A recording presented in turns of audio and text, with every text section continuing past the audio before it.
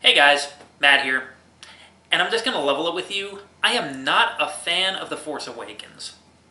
I saw it opening weekend, and I was there with a huge crowd. Everyone was, cheering it, they were applauding it, yay! My reaction to the film after I saw it was that a good movie? And then after spending a few months thinking about it, and then I saw it again, yeah, I'm under the impression that I don't think it's a good movie. I enjoy parts of it, but I think the plot is a retread of A New Hope. I really didn't think a lot of the story elements made sense, and I just didn't think the characters were that interesting. So with this film, I've been a bit pessimistic because even though it's getting great reviews, The Force Awakens also got great reviews, and yeah, like I said, I didn't really fall in love with that. So I went into this with a bit of caution, but cautious optimism nevertheless, because I really did want to like this. Fortunately, I can say right here, right now, Star Wars: The Last Jedi is a really good movie. So there hasn't been a lot of information that's been released about the film, about the story, about what happens. There's been hints here and there. They've given us some information, but not a whole lot. And I don't want to spoil this for anyone. So what I'm just going to do is I'm going to give bullet points to some of the things that I like, some of the things that I didn't like. But again, no major spoilers. I want to say that for, I think, like the first half of this film, like the first hour and 15 minutes, it was a bit of a hills and valley kind of thing, where it had those moments that I really liked, where I said, okay, yeah, this is really well done. I love the character interactions. I really like the dialogue. I love where this is going. And then it would cut to another scene, and I'd just kind of be shaking my head at how silly it got at times. Wondering if some of these scenes couldn't have been cut back, or if they were entirely necessary at all. Yeah, so after the first half, I was kind of thinking to myself that by the end of the film, I'd probably be thinking, okay, yeah, this is going to be a film that I think it's okay. It's a good movie, but not a huge step up from The Force Awakens. But by the second half, it really elevated itself. It really got much better, where, with the exception of some nitpicky things here and there and some personal grievances, I think it turned out to be a really good movie. The second half really saved this movie, and it really felt like it was on par with the original trilogy. So first I want to talk about some of the things that I either didn't like, or I just think they could have done it a little bit better. For one thing, a lot of the humor in this, in fact, I'd say most of the humor in this movie seems forced. It's not very organic. I don't know if Rian Johnson actually wrote the jokes for this, but I think he could have gotten somebody else to come in and rewrite it to make the jokes seem a bit more natural. Another thing is, they really like to play loosey-goosey with the physics here. Now, okay, before anyone says anything, I understand Star Wars is not meant to be a scientifically accurate movie series. They have sound in space, they have ships flying around in the vacuum of space, almost as if they've got the dark matter engines that Professor Farnsworth used on his ships, where the ships stay in place and the universe moves around them. Whatever the case, I understand that, and I can suspend disbelief, so I can accept a lot of it, but I have my limits. And when a character is exposed to the vacuum of space, I don't care who they are, they're getting blown out. And what makes it particularly troublesome is the fact that, you have two different scenes where this happens, and in one, they actually get blown out into space, and in another, they don't. So this is what I mean when I say they're playing loosey-goosey. There are a few other instances, and again, I try to hold off from really judging the film's scientific accuracies, but it gets hard, and like I said, I have my limits. Number 3.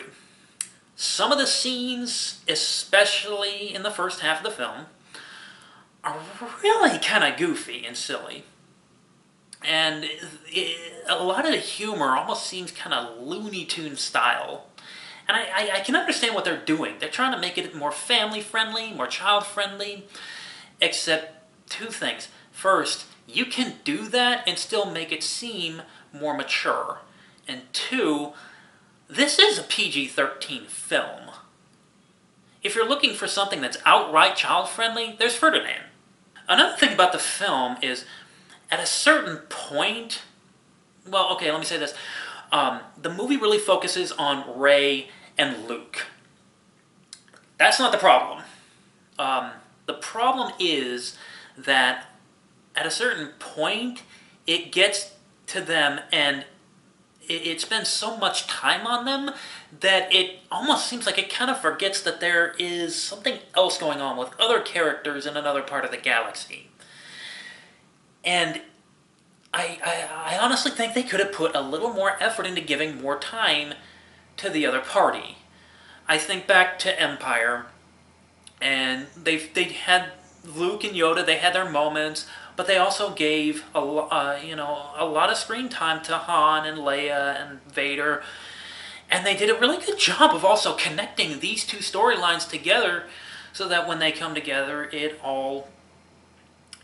makes sense. In this, the connections are there, but they're weaker. So yeah, I think they could have done a better job connecting the two main storylines. Lastly, I really don't think this needed to be a 2.5-hour movie. I think some of the scenes could have been cut down and they would have gotten the exact same message across. All that aside, here are some of the things that I really did like about the film. First of all, this is not Empire. I know one of the things especially that I was concerned about after The Force Awakens was that with this film it was going to be Empire, and with the 9th film they were just going to do Return of the Jedi. But that's not the case. They have elements of Empire in it, that's true, but it's implemented in such a way that it still feels like a completely different movie. And I think the direction that Johnson went in was brilliant. Number two, and for me personally, I think this was the most important aspect of the film that they needed to really focus on, was that the characters themselves were a lot more interesting in this film. The two characters in the Force Awakens that I really liked, well, the three, but Han's no longer in this. So. Poe Dameron and BB-8. Loved him in the first film. I love him in this film too. Finn, they gave him more to do, and his character is still kind of, I don't care for it too much, but still, they gave him, they made him a lot more important in this film than I thought they did in the first one. Even Leia, I don't know what it was. I can't really describe it right now, but something about the way she was written in this, I absolutely loved it.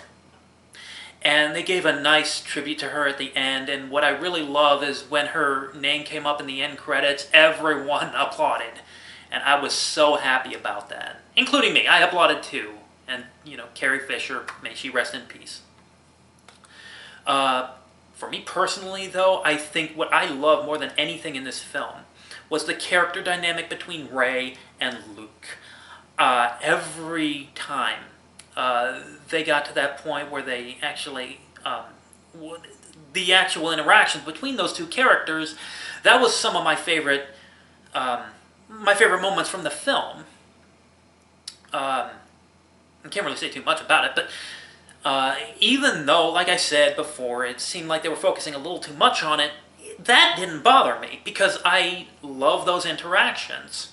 Another thing about this film is that the visuals are stunning. Not just the visual effects, but some of the shots that they get in this film are so wonderfully put together. It's got, in my personal opinion, some of the best shots in the entire saga. They've got some really good action sequences, really well choreographed, and really well filmed. So I am still planning on going to see this movie again. Well,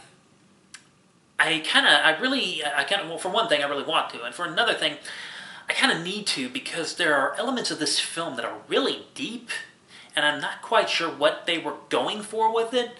So I want to be able to go into it again and analyze it a little bit more, so that I can, really figure out what he was trying to tell from a story perspective, from the director's perspective, and the actor's perspective, everyone, what they were going for with these characters and their motivations. And overall, I still have to say, Last Jedi, definitely worth going to the pre-screenings for this, and I would definitely recommend this to anyone who hasn't seen it yet. Overall, I'd give the film an 8 out of 10. First half of the film kind of dragged it down, but the second half of the film really picked it up. Yeah, so that's what I got. Thank you for watching, and I will see you next time.